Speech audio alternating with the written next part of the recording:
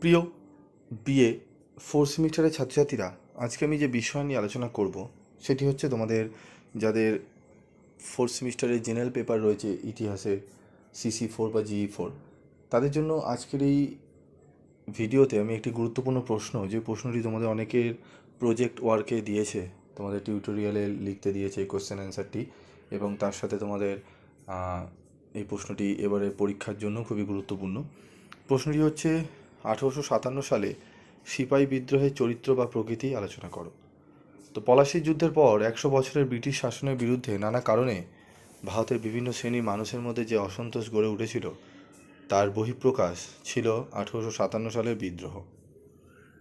1857 সালের মহাবিদ্রোহের প্রকৃতি নিয়ে ঐতিহাসিকদের মধ্যে মতভেদ রয়েছে। কেউ কেউ এই বিদ্রোহকে সিপাহী বিদ্রোহ বলেছেন, কেউ কেউ সামন্ততান্ত্রিক প্রতিক্রিয়া, আবার কেউ কেউ ভারতের প্রথম স্বাধীনতা সংগ্রাম বলেছেন।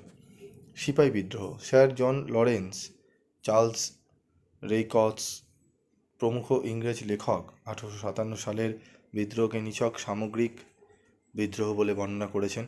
এছাড়া স্যার সৈয়দ আহমেদ খান, দুর্গাদাস বন্দ্যোপাধ্যায় প্রমুখ ভারতীয় লেখকরা এই বিদ্রোহকে সামগ্রিক বিদ্রোহ বলেছেন। এদের মধ্যে সিপাহীরা এই বিদ্রোহে প্রথম থেকে শেষ পর্যন্ত সক্রিয় ছিল, তাই এই বিদ্রোহকে সিপাহী বিদ্রোহ বলাই সঙ্গত। জাতীয় বিদ্রোহ। JB Norton, Alexander Duff, Charles Paul Holmes প্রমুখ ইংরেজ লেখক 1857 সালের বিদ্রোহকে জাতীয় বিদ্রোহ বলে বর্ণনা করেছেন।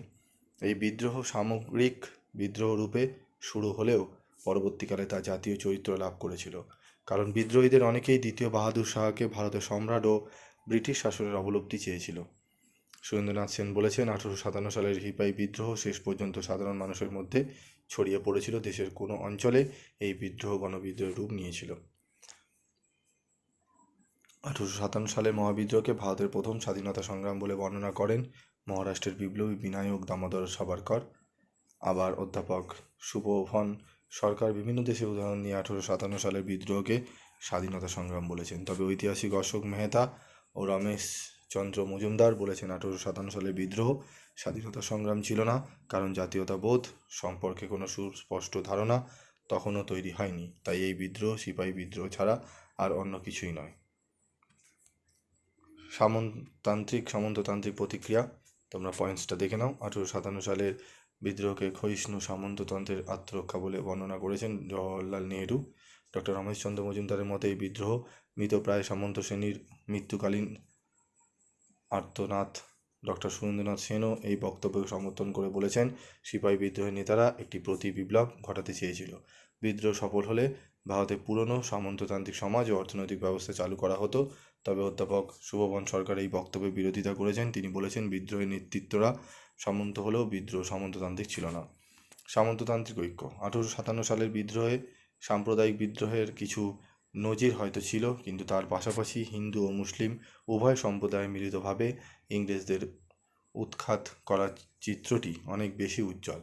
হিন্দু মুসলিম নির্বিশেষে বাহাদুর শাহকে ভারতীয় স্বাধীনতার প্রতীক বলে গ্রহণ করতে কোনো আপত্তি হয়নি। সমকালীন ব্রিটিশ লেখক ও প্রশাসকরা 1857 সালের বিদ্রোহকে মুসলিম সম্প্রদায় ব্রিটিশ বিরোধী বিক্ষোভের প্রকাশ হিসাবে বর্ণনা করেছেন, কিন্তু এই ধারণা সঠিক নয়, কারণ এই বিদ্রোহে মুসলিমদের অংশগ্রহণ অধিক হলেও মুসলিম নেতারা সকলেই হিন্দু ও মুসলিম ঐক্যের উপরে জোর দিয়েছিলেন।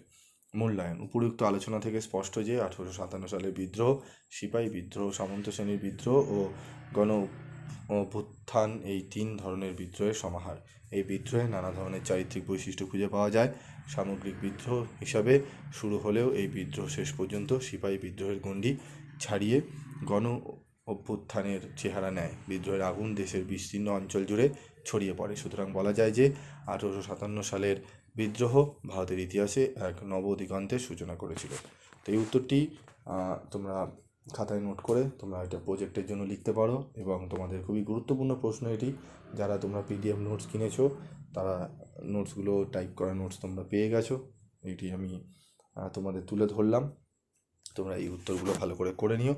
এবং যাদের প্রজেক্ট রয়েছে প্রজেক্টের জন্য তোমরা লিখতে পারো। এবং এরকমই প্রশ্ন উত্তর যদি তোমরা আরও পেতে চাও অন্যান্য সাবজেক্টের, তোমরা কোশ্চেনও লিখে রাখতে পারো কমেন্ট বক্সে যে স্যার এই কোশ্চেনের অ্যান্সার আমরা চাই। আমি সেই সমস্ত কোশ্চেন যদি আমার কাছে অ্যান্সার থাকে অবশ্যই তোমাদের এইভাবে আমি আলোচনা করে দেবো। আজকের মতো এটুকুই, দেখা হচ্ছে পরবর্তী ভিডিওতে। সকলে ভালো থেকো, সুস্থ থেকো এবং অবশ্যই চ্যানেলটি সাবস্ক্রাইব করে পাশে থাকা বেল আইকনে ক্লিক করে রেখে দিও, যাতে যখনই আমি তোমাদের জন্য ভিডিও বানাবো তার নোটিফিকেশন তোমরা সহজেই পেয়ে যাবে।